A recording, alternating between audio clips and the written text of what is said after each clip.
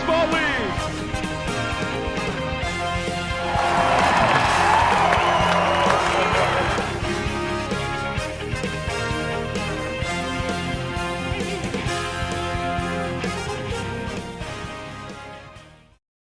It's another Red Shirt Friday here at Spillane Field right after a great win last night over the Bourne Braves. The Wareham Gatemen return here tonight to Spillane Field once again for now round 3 of the Keystone Clash. It's the Brewster Whitecaps and the Wareham Gatemen here on the Gatemen Baseball Network. Welcome to Leadoff Spot alongside Aiden Blank. Jack Hunter here with you. And Aiden, a 9-8 win last night to snap a 5-game losing streak. There was a lot of crazy aspects of the game. It took 3 hours and 45 minutes, 19 walks between the two teams, a lot of errors, but ultimately at the end of the day, the Gatemen came out on top. Hey, it took a while, but Gatemen won, and that's all that matters. They get the 2 points. They stay out of the cellar of the West Division, and now a great opportunity to get a couple of East Division wins today and tomorrow. It was a busy day for a lot of people, including Grant Hussey, who had 4 RBIs, and how about Renee Lastris behind the plate, too. Bourne stole 10 bases, but he also threw out 3 base runners. He said his arm's feeling a little sore today, but he also hit a home run last night, his first one of the season. It was a good showing for Renee. Yeah, Renee and Sebastian Murillo kind of sneakily brought in the power and got a couple of home runs. Both of them hit their first home run of the season last night, and hopefully the Gatemen can bring that power back today. They seem to hit in spurts like that. 9 runs last night, kind of reminiscent of one of the early season victories where it just was a shootout and they happened to score more runs than the other team. And the Brewster Whitecaps are hot, too, after losing 5 consecutive games. Their first loss in that losing streak was to Wareham here last week. They've won 3 straight games, and you know, you hear and see it all the time in the Cape Cod Baseball League where teams go on losing streaks and all of a sudden, snap of a finger, they figure it out. Yeah, that's kind of how things go in this league. Every night is, one game. You really got to take it one game at a time. You've got teams that are going to start losing guys to the draft. A team like Wareham, who a lot of their draft guys have left already, they're pretty much stable for the rest of the season. So a team like Wareham is kind of in position to make a run here. Let's see if they can turn that win from last night into a streak over the next few nights. Well, we talked about Renee Lastris' big game last night. He's recently committed to UNC Charlotte, and he's with our sideline reporter, Amanda Foster, right now.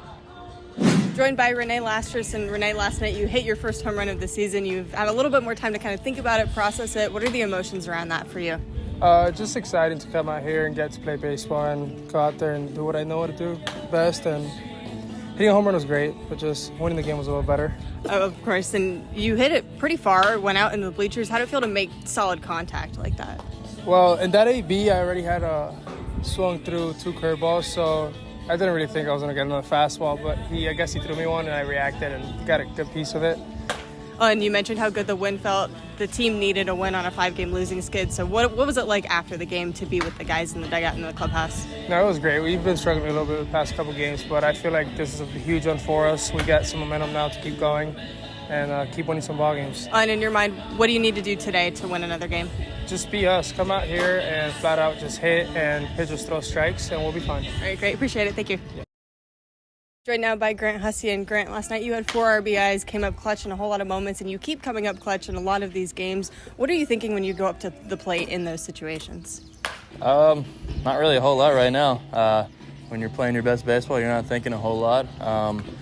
The guys in front of me just keep getting on base, so I got to do my job. The team got the first win in 5 games last night. How important was that for you guys to knock that off kind of and get past it? It's pretty good going forward.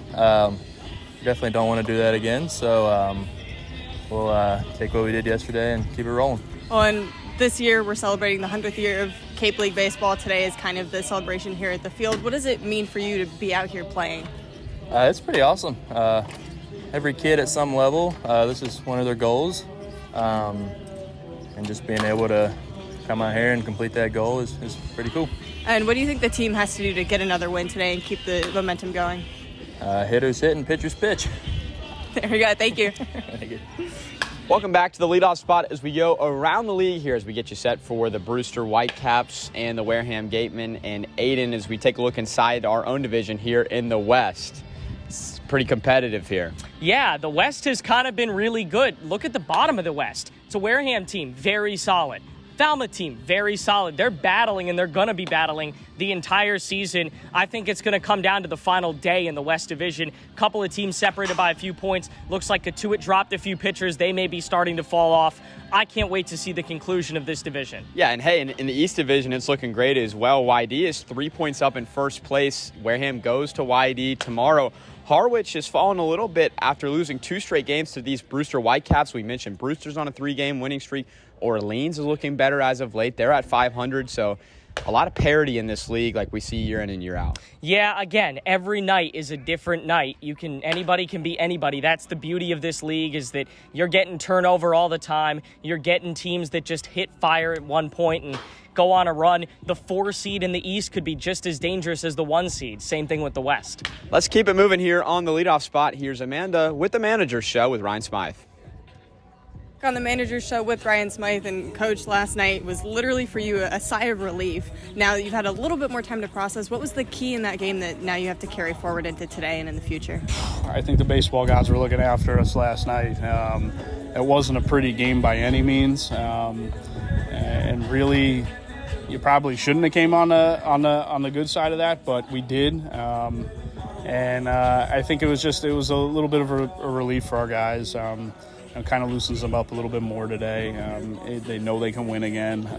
So hopefully all things moving forward are positive like that. And Sebastian Miller and Rene Lastris both hitting their first home runs of the season and both playing very well defensively as well. What have you seen from both of them in the last week or so? Yeah, I mean, Sebastian's out here to prove something. I think he's in the process of doing that. And Renee didn't get a whole lot of at-bats at school this year, but for him, it's kind of getting in the groove of things. He has the potential to really go off out here.